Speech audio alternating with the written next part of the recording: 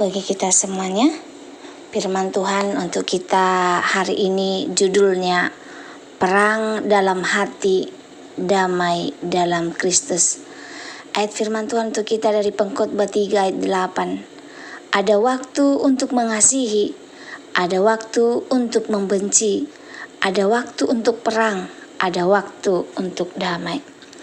Saudara-saudari yang dikasihi Tuhan, ketika kita mendengar kata perang, kebanyakan orang langsung membayangkan senjata, tentara, ledakan, dan pertumpahan darah. Namun sebenarnya ada perang yang jauh lebih dekat daripada itu.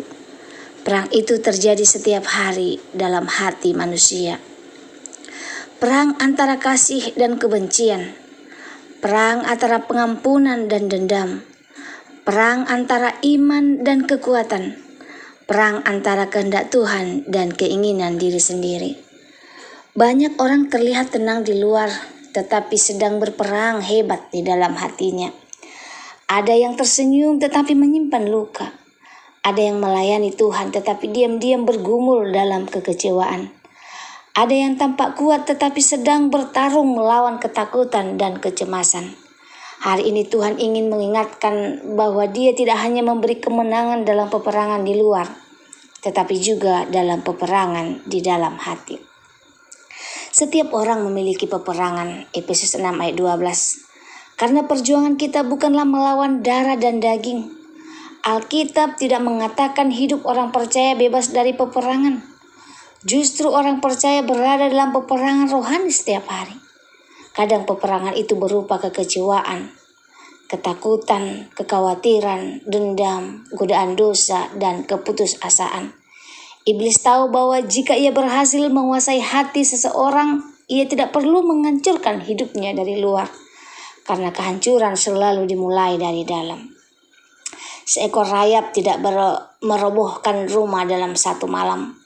Ia memakan kayu sedikit demi sedikit. Dari luar rumah terlihat kokoh, namun bagian dalamnya sudah rapuh. Suatu hari rumah itu runtuh, demikian juga kebencian. Awalnya kecil, hanya rasa tidak suka, kemudian menjadi kecewa, lalu menjadi marah, kemudian berubah menjadi kebencian, dan akhirnya menghancurkan hati. Perang besar dimulai dari hati, Amsal 4 ayat 23. Jagalah hatimu dengan segala kewaspadaan, karena dari situlah terpancar kehidupan.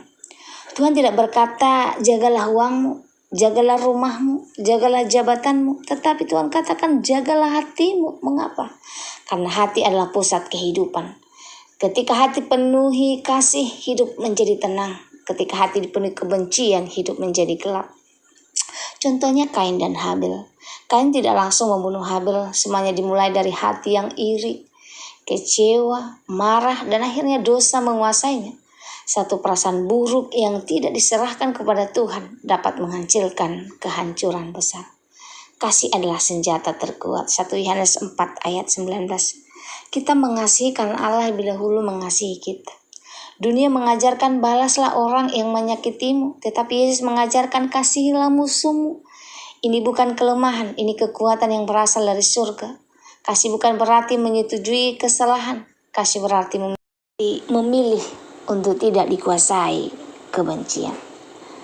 Seorang anak pemarah disuruh ayahnya memaku papan setiap kali marah. Setelah beberapa waktu papan itu penuh paku, kemudian ayah memintanya mencabutnya semua paku itu. Paku berhasil dicabut tetapi lubangnya tetap ada. Begitulah kata-kata dan tindakan yang lahir dari kebencian. Luka dapat diampuni, namun bekasnya sering tetap ada. Karena itu Tuhan mengajarkan kita untuk mengendalikan hati sebelum melukai orang lain. Yesus menang dalam peperangan kasih. Ketika Yesus datang ke dunia, Ia menghadapi penolakan, pengkhianatan, fitnah, penghinaan, dan penyiksaan. Namun Dia tidak membalas. Di kayu salib Dia berkata, Lukas 23 ayat 34, "Ya Bapa, ampunilah mereka." Kalimat ini menunjukkan kemenangan terbesar. Bukan kemenangan karena kehancuran musuh, tetapi kemenangan karena kasih mengalahkan kebencian. Dua balok kayu yang saling bertemu membentuk salib. Balok vertikal melambangkan hubungan manusia dengan Tuhan. Balok horizontal melambangkan hubungan manusia dengan sesamanya. Jika hubungan dengan Tuhan benar, maka hubungan dengan sesama manusia akan dipulihkan. Karena kasih sejati selalu berasal dari Tuhan. Memerangi yang jahat bukan membenci orangnya. Banyak orang salah mengerti tentang ayat tentang membenci. Tuhan tidak memanggil kita untuk membenci manusia. Tuhan memanggil kita untuk membenci dosa, membenci kejahatan, membenci ketidakadilan, membenci segala sesuatu yang menjauhkan manusia dari Tuhan. Manusia tetap harus dikasihi, itulah yang dilakukan Yesus. Ia membenci dosa tetapi mengasihi orangnya. Cara menang dalam peperangan hati. Datanglah kepada Tuhan setiap hari. Tanpa Tuhan hati mudah dikuasai emosi. Belajarlah mengampuni. Mengampuni bukan berarti melupakan. Mengampuni berarti menyerahkan penghakiman kepada Tuhan. Isilah pikiranmu dengan firman Tuhan, karena firman adalah senjata rohani. Doakan orang yang menyakiti kita. Sulit membenci orang yang terus kita doakan. Ingat kasih Tuhan kepada kita. Ketika kita sadar betapa Tuhan mengampuni kita akan lebih mudah mengampuni orang lain. Saudara yang kasih Tuhan, mungkin hari ini ada peperangan yang sedang terjadi dalam hatimu. Mungkin ada luka lama, mungkin ada pengkhianatan, mungkin ada kekecewaan, mungkin ada rasa marah yang belum selesai. Tuhan mengundang saudara menyerahkan semuanya kepadanya. Jangan biarkan kebencian memenangkan peperangan dalam hati saudara. Biarlah kasih Kristus menjadi pemenang. Karena kemenangan sejati bukan ketika kita berhasil mengalahkan orang lain. Kemenangan sejati adalah ketika kasih Tuhan mengalahkan kebencian dalam diri kita. Roma 12 ayat 21. Janganlah kalah terhadap kejahatan, tetapi kalahkanlah kejahatan dengan kebaikan. Semoga firman Tuhan hari ini menjadi berkat bagi kita.